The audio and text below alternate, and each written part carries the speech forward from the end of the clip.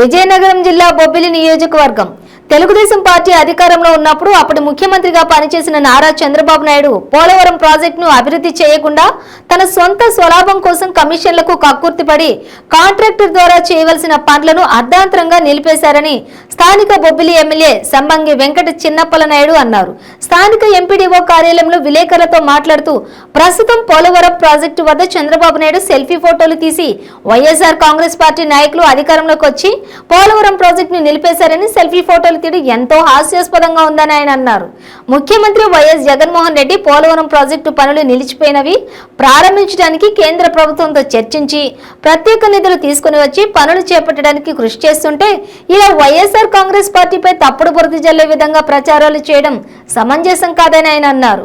ఈ సమావేశంలో Bobbili municipal chairman సావు వెంకట మురళీకృష్ణారావు, బొబ్బిలి పట్టణ వైఎస్ఆర్ కాంగ్రెస్ పార్టీ అధ్యక్షులు ఎన్టీ గోపాలరావు, మండల వైఎస్ఆర్ కాంగ్రెస్ పార్టీ అధ్యక్షులు సంబంగి వేణుగోపాల్ నాయుడు, సీనియర్ కౌన్సిలర్ చొడిగంజి రమేష్ నాయుడు తదితరులు పాల్గొన్నారు.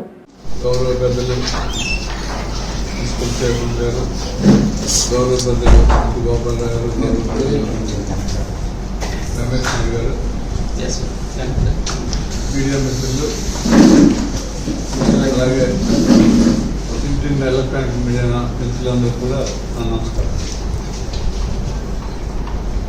రాష్ట్రంలో 9 నెలల కాలం పాటు ఎన్నికలు ఉన్నప్పటికీ కూడా మా ప్రభుత్వం వచ్చిన మరుసటి రోజు నుండే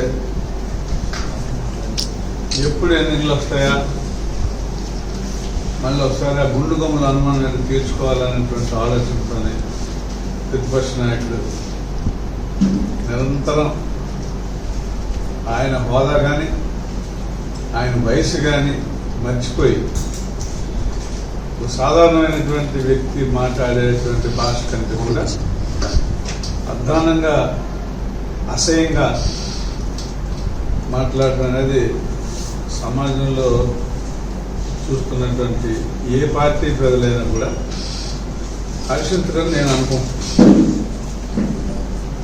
మరి ఇటీవల ఆయన సొంత జిల్లా చిత్తూరు జిల్లాలో ఏం చేయాలనేది ఫండమెంటల్స్ మర్చిపోయి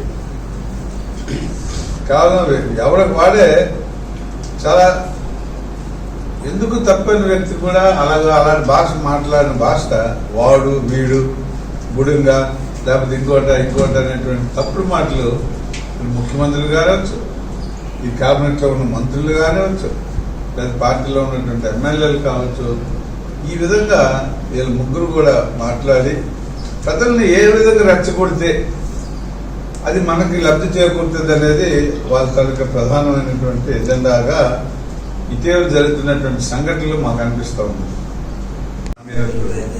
ఇక్కడ మన నియోజకవర్గంలో తెలుగుదేశం ఇన్ఛార్జ్ కూడా గాలిలో మేడలు కడతా ఉన్నాడు.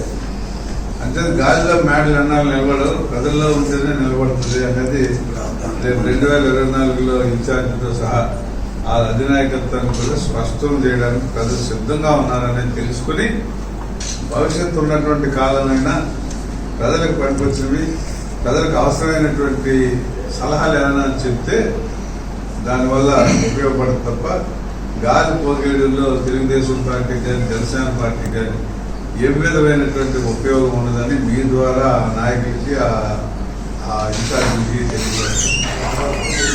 వాళ్ళు ఏమైనా ఫైర్ గేర్ చేస్తే ఆ ఫైర్కి ఎవరైనా చనిపోవచ్చు. చనిపోతే ఈ ప్రభుత్వం మీద బురద జల్లాలని శాంతి భద్రత విఘాతం కల్పించుకున్నా ప్రభుత్వం పట్టించుకోలేదని ఒక రకమైనటువంటి మూచి నియోజకవర్గాలను పక్క జిల్లా ప్రజలైతే ఎక్కువ మంది కనిపించారు. అలాంటి పరిస్థితుల్లో సరే రాజకీయ పార్టీలు అయిన తర్వాత మా నాయకులను చూడడానికి రావచ్చు, లేదంటే జనాన్ని తెచ్చుకోవచ్చు, ఏ రకంగానే చేస్తుంటారు, సహజం అది రాజకీయాలు. అది రావడం తప్పని నేను అనలేదు.